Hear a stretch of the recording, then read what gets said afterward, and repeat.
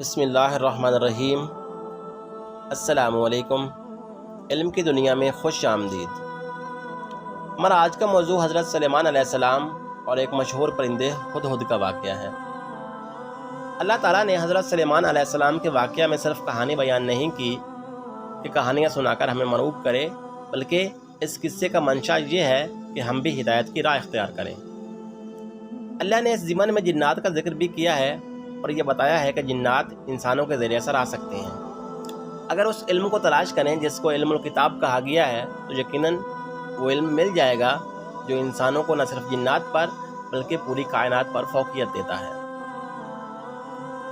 حضرت سلیمان علیہ السلام اور ملکہ سبا کے واقعہ میں ایک پرندے ہدہد کی دانشمندی کا تذکرہ ہے۔ ہدہد کا دیر سے آنا اور ملکہ سبا سے متعلق اطلاع دینا اور یہ بتانا کہ وہ اور اس کی قوم سورج پرست ہے، اور پھر ہدہد کا پیغام لے کر جانا، یہ سب باتیں نکات سے خالی نہیں۔ ان باتوں میں اللہ تعالیٰ کی حکمت پوشیدہ ہے۔ ہدہد ایک مشہور پرندہ ہے جس کے جسم پر مختلف رنگ کی دھاریاں ہوتی ہیں، اس کے سر پر تاج ہوتا ہے، اور ہدہد زمین کے نیچے پانی کو اس طرح دیکھ لیتا ہے جس طرح انسان گلاس کے اندر پانی کو دیکھ لیتا ہے۔ حضرت سلیمان علیہ السلام کے دربار میں ہدہد کھوجی تھا۔ اس کی ڈیوٹی پانی تلاش کرنا ہوتا تھا۔ لشکر میں لنگر کی تقسیم کرنے کے لیے حضرت سلیمان علیہ السلام روزانہ 5000 اونٹنیاں، 5000 بیل اور 20,000 بکریاں ذبح کرواتے۔ ایک بار حضرت سلیمان علیہ السلام نے حج کے ارکان مکمل کرنے کے بعد اپنے قوم کے سرداروں سے فرمایا، یہی وہ جگہ ہے جہاں آخری نبی صلی اللہ علیہ وآلہ وسلم پیدا ہوں گے۔ ان کا رعب و دبدبہ دور دراز کے علاقوں تک پھیل جائے گا، رشتہ داروں اور اجنبی لوگوں کو برابر کے حقوق دیں گے، مزید یہ کہ انہیں کسی ملالت کرنے والے کی ملالت کچھ نقصان نہ دے گی۔ لوگوں نے سوال کیا، اللہ کے نبی کس دین پر ہوں گے؟ حضرت سلیمان علیہ السلام نے فرمایا، دین حنیف پر۔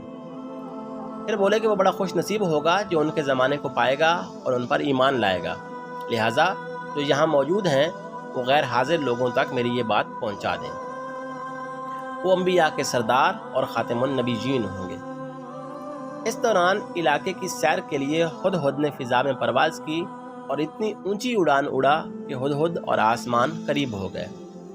ہدہد نے دیکھا کہ ایک نہایت خوبصورت اور ہرا بھرا باغ ہے۔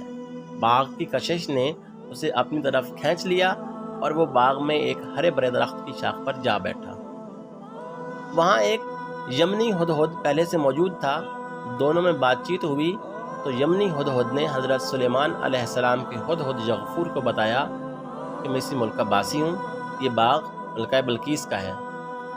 ملکہ بلقیس کی حکومت میں بہت سے امراء ہیں اور ملکہ کی فوج میں 12,000 سپہ سالار ہیں۔ میرے دوست، آپ کہاں سے آئے ہیں؟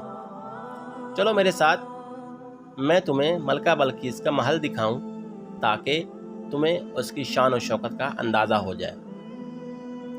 یہ سن کر یغفور نے کہا، دوست، میں سلیمان نبی کے دربار میں ملازم ہوں، میری ڈیوٹی یہ ہے کہ میں پانی تلاش کروں۔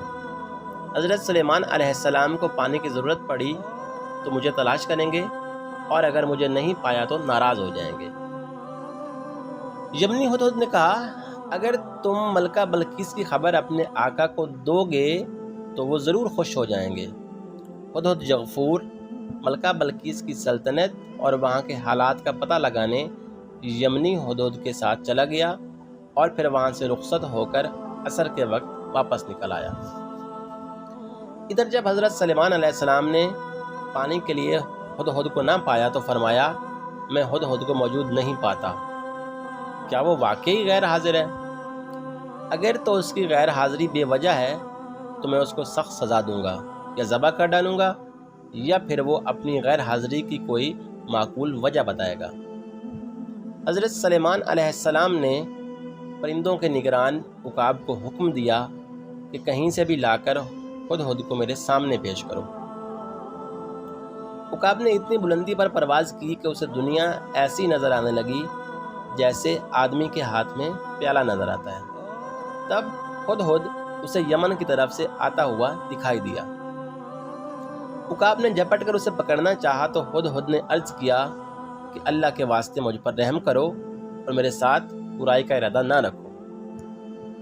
ہدہد کی یہ التجا سن کر عقاب نے کہا کیا تجھے معلوم ہے کہ اللہ کے نبی نے قسم کھائی ہے کہ تجھے سخت سے سخت سزا دیں گے یا تجھے ذبح کر ڈالیں گے۔ ہدہد نے یہ سن کر کہا کیا اس کے علاوہ بھی کچھ فرمایا ہے اللہ کے نبی نے؟ عقاب نے کہا ہاں، یہ فرمایا ہے کہ اگر اپنی غیر حاضری کی کوئی معقول وجہ پیش کر دے تو معاف کر دیں گے۔ ہدہد نے کہا تب تو میری جان بخشی ممکن ہے۔ حضرت سلیمان علیہ السلام پرندوں کو مناسب سزا بھی دیا کرتے تھے۔ کہا جاتا ہے کہ سزا یہ تھی کہ پرندے کو دھوپ میں ڈال دیتے تھے یا چیونٹیوں کو کھانے کے لیے دے دیتے تھے، بعض کو پنجروں میں قید کر دیتے تھے، قصوروار پرندے کو اس کے قبیلے سے جدا کر دیتے تھے اور دوسرے پرندے اس پرندے کا بائیکاٹ کر دیتے تھے۔ سزا کی مدت پوری ہونے کے بعد اسے آزاد کر دیا جاتا تھا۔ ہدہد نے جناب سلیمان علیہ السلام کی بارگاہ میں حاضر ہو کر ملک سبا اور ملکہ بلقیس کے بارے میں بتایا تو اس پر حضرت سلیمان علیہ السلام نے اسے معاف کر کے بطور قاصد ملکہ بلقیس کے پاس بھیجا کہ لوگوں کو توحید کی دعوت کا پیغام دے۔ امید ہے آج کا ٹاپک آپ پسند کریں گے، تو چینل کو سبسکرائب کر کے بیل آئیکن ضرور پریس کر لیں تاکہ آپ کو آئندہ آنے والی ہر ویڈیو پر وقت ملے۔